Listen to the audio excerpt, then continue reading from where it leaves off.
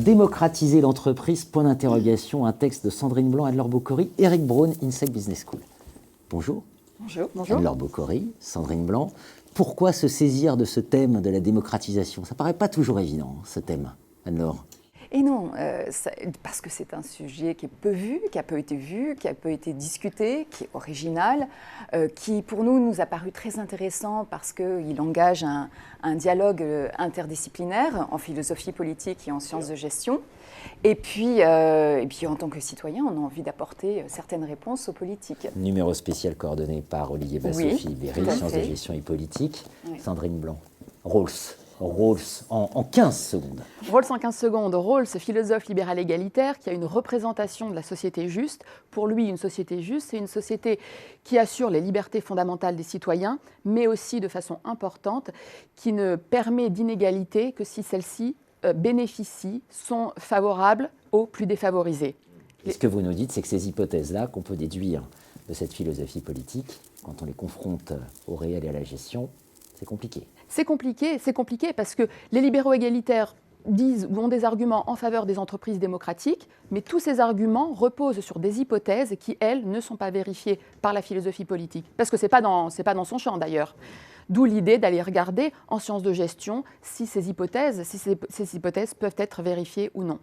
En deux mots, Anne-Laure, quand on va voir les gestionnaires, qu'est-ce qu'ils nous disent ? Quand on va les voir, normalement, on doit s'attendre à des réponses. Pourquoi ? Parce que la participation des salariés, qui s'inscrit dans la démocratisation de l'entreprise, a fait l'objet de nombreux travaux. Oui. Alors des travaux qui montrent par exemple l'impact positif de la participation des salariés sur la productivité de l'entreprise, sur son efficacité organisationnelle, et puis l'impact de la participation des salariés sur les salariés eux-mêmes, sur leur satisfaction au travail, sur leur autonomie.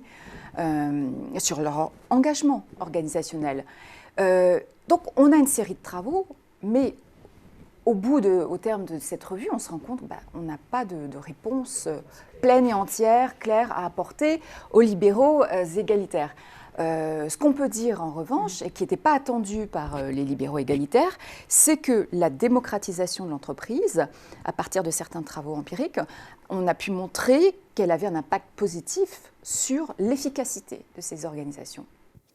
Et un retour à Rawls, du coup, ça veut dire qu'il faut reconfronter tout ça avec Rawls. Il faut reconfronter tout ça avec Rawls, c'est-à-dire qu'il faut, du côté des libéraux égalitaires, tenir compte de ce résultat des sciences de gestion, c'est-à-dire que des pratiques démocratives peuvent être efficaces. Alors que l'entreprise est un cadre autoritaire. Absolument. Vu comme ça. Alors que l'entreprise est un cadre autoritaire, donc ça veut dire réfléchir à nouveau aux arguments rawlsiens, mais ça veut dire aussi établir un dialogue entre le libéralisme égalitaire et les sciences de gestion pour parler la même langue. Parler la même langue, ça veut dire, peut-être on invite les sciences de gestion à regarder de nouveaux construits, pas s'intéresser simplement à ce qui est à l'intérieur des frontières de l'organisation, mais à regarder ces construits, l'engagement citoyen qui intéresse, sur lesquels s'appuient des philosophies politiques comme la philosophie rawlsienne. Bien sûr, une entreprise qui ne fait pas que profiter de la cité, mais qui se met à son service aussi. Exactement, et au service puisqu'elle fait partie de la cité. Ouais.